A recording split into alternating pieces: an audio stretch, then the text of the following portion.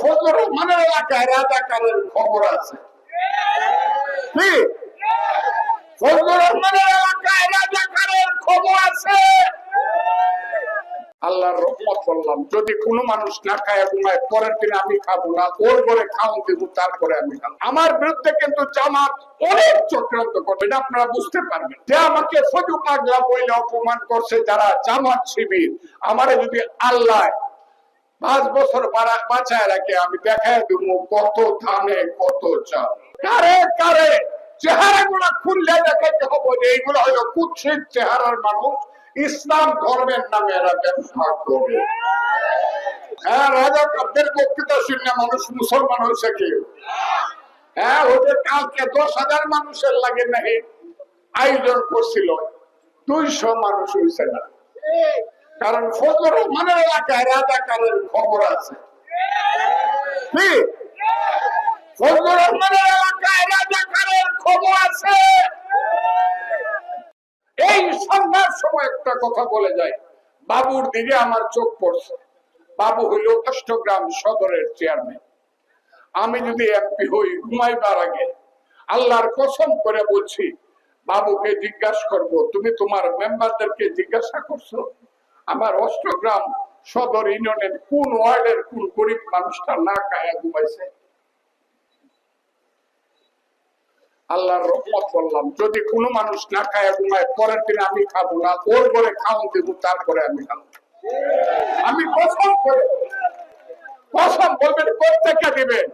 ফজলুর রহমান বাংলাদেশে একাই 100 মন্ত্রী হওয়ার লাগতো না, কিচ্ছু হতে হবে না। ফজলুর রহমান যদি এই দেশের শুধু এমপি হয়, আমার এই 2 হাত মানুষের জন্য ভরা থাকবে, নিজের জন্য খালি।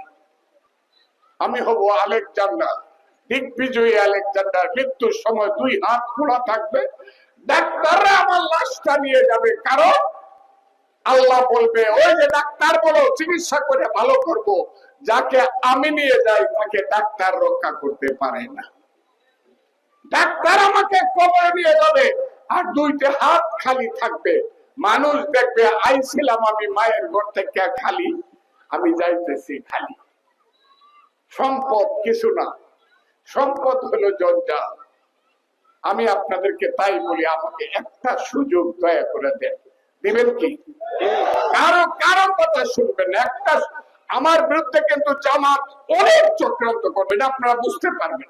হিরন আরো মিনারেল ওয়াটার মাত্র 50 পয়সায় প্রতি লিটার। আমার নাকি জানাজা পড়বে না, শুনেন না আপনারা? এখন বন্ধ হয়েছে। আমি এদের মুখে তালা মাইরে দিব বাংলাদেশে, যদি আল্লাহ আমাদের বাঁচায় রাখে।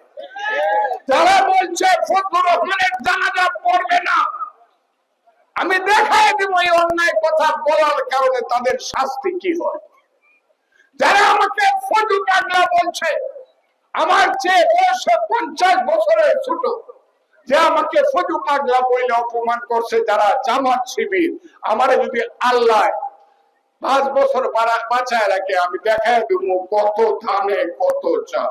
শুনো হে মানুষ ভাই, সবার উপরে মানুষ সত্য, তার উপরে নাই। এটাই হবে দেশ। এটা আপনারা পছন্দ করেন না? আমি চাই বাকি এলাকার গ্রামে গ্রামে কোনো ঝগড়া না থাকুক। যারা আমার কাছে মার্ডারের ব্যাপারে কথা বলো, তাদেরকে বলি আর এটা করবো না, শপথ করতে হবে কান ধরিয়া। একটা লোক গরু চুরি করছে, এই কারণে ফিডায় মেরে ফেলবা, সবাই মিলে পাগল হয়েছে নাকি? বাংলাদেশ লুটতে ফেলছে, তারা দেখলে সালাম দেও। হ্যাঁ, আর গরু চুরি করছে, এরে পিঠটা মেরে নাও।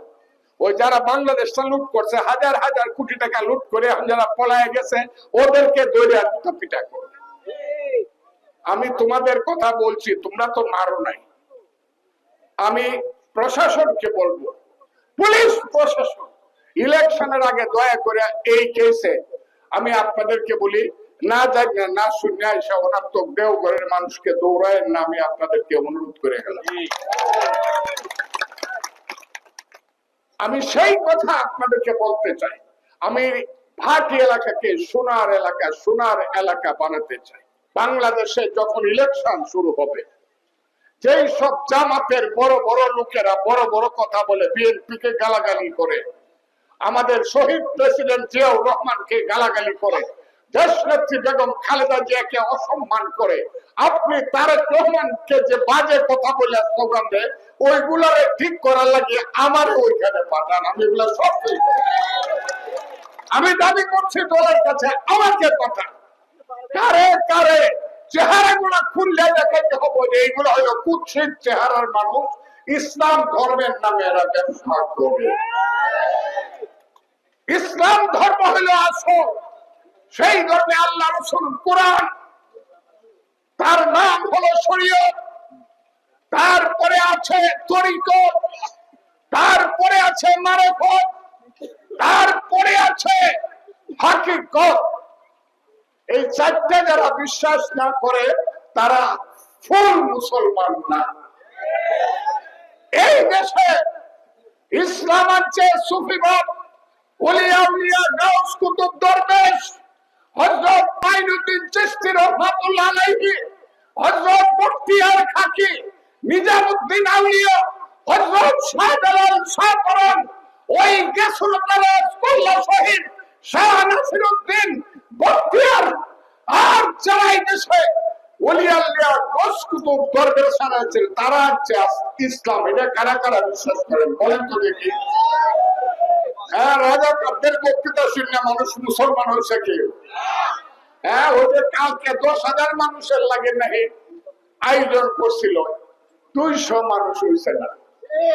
কারণ ফজলুর রহমানের এলাকায় রাজাকারের খবর আছে। কি ফজলুর রহমানের এলাকায় রাজাকারের খবর আছে?